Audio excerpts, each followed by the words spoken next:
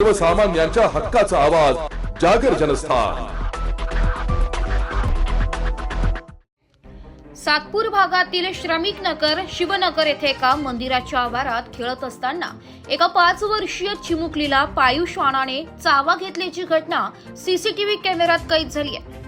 आज दिनांक 8 ऑगस्ट रोजी दुपारी 3 वाजेच्या दरम्यान चिमुकलीची आई सौ माळी यांनी प्रसार माध्यमांना प्रतिक्रिया दिली आहे की काल दिनांक 7 ऑगस्ट रोजी संध्याकाळी घराच्या आवारातील मंदिरात लहान मुले खेळत असताना समोर राहणाऱ्या देहाडे कुटुंबियांनी त्यांचे पाळीव श्वान हे बांधून न ठेवता मोकळे सोडल्याने सौ माळी यांच्या 5 वर्षीय आरती हिच्या हाताला चावा घेतला। तसेच यापूर्वीही त्यांच्या मुलाला चावा घेतला होता।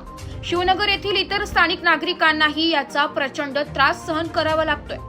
पाळीव जनावरे पाळताना त्यांची निगा राखणे सुद्धा खूप महत्त्वाचे आहे। वेळोवेळी औषध उपचार, रेबीज नावाचे इंजेक्शन सुद्धा देणे आवश्यक आहे। वेळेवर उपचार न झाल्याने अनेक जणांना यात आपला जीव सुद्धा गमवावा लागलाय।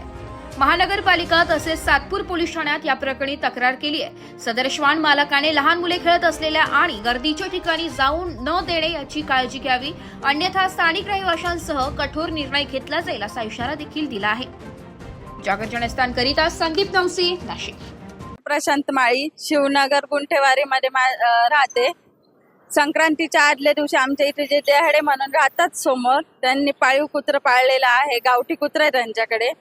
तर त्यांच्या मुलांनी पतंग पकडण्यास आला असताना माझा 5 वर्षाचा मुलगा खेळत होता, त्याच्या अंगावर ते कुत्र पतंग पकडू नये म्हणून सोडून दिलं। त्याला ते कुत्र चावलं, तर तेव्हा आम्ही त्याला हॉस्पिटलमध्ये नेलं। त्यांनी तेव्हा 1 इंजेक्शनाचा खर्च केला आणि बाकीचे हात वरती करून घेतले व आम्ही कुत्र सोडून देऊ अशी त्यांनी जिम्मेदारी घेतली होती। त्यांनी ते कुत्र काही सोडलंच नाही। काल रोजी परत ते कुत्र, माझी मुलगी आरतीला समोर गेलेली होती मंदिरामध्ये खेळायला, तेव्हा ते कुत्र मागून आलं आणि तिच्या दंडाला परत चावलं। ती 5 वर्षाची आहे। तर काल ते म्हणे तुम्हाला मारायचं असेल तर तुम्ही माझ्या कुत्र्याला मारून टाकू शकतात, आम्ही काही त्याला सांगितलेलं नव्हतं चावायला। खर्च करायला आम्ही बाकीचा खर्च करणार नाही आणि ते डीपवर चावल्यामुळे त्यांना खर्च थोडासा डॉक्टरांनी एक्स्ट्रा सांगितला। ते डायरेक्ट नाही म्हणून पडले, तुम्हाला जे करायचं ते करा म्हणे, आम्ही कोणाच्या बापाला घाबरत नाही। तर पोलीस प्रशासनाने आणि महानगरपालिकेने त्यांच्यावर कारवाई करावी, माझ्या पोरीला न्याय मिळवून द्यावा एवढीच माझी विनंती। नाही, त्यांनी ते म्हणतात मुलाच्या वेळेस डॉक्टरला त्यांनी सांगितलं होतं की आम्ही इंजेक्शन दिलेले नाहीये, पण आता मुलीच्या वेळेस त्यांनी सांगितलं की आम्ही घेतलेले, पण आम्हाला पण माहिती आहे त्यांनी रॅबीजचे इंजेक्शन वगैरे काहीच दिलेले नाही। आणि रस्त्यावरचं गावठी कुत्र पण त्याला पिसळलेलं चावलेलं आहे त्या कुत्र्याला। ते असे मोकळच ठेवतात, कधीच बांधून ठेवत नाही आणि ते पूर्ण गल्लीला त्रास येतो, पूर्ण गल्ली घाबरती, अक्षरशः लांबच्या रस्त्याने घरांमध्ये जातात। ते मोठ्या माणूस मारतं म्हणून मोठ्या माणसांना नाही, पण शक्यतो लहान पोरांना धरूनच घेतं डायरेक्ट। महापालिकेने काय कारवाई करणं अपेक्षित?